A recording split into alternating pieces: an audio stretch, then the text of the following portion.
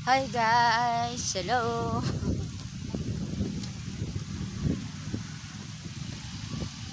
Ang sarap po ng hangin dito sa bukid, dito sa Pinili. Christmas party po namin po ngayon dito sa barangay in Pinili. Late na nga ako. Diyan lang po sa may barangay hall. Diyan lang po sa may barangay hall pahatid. Napapagod na akong maglakad.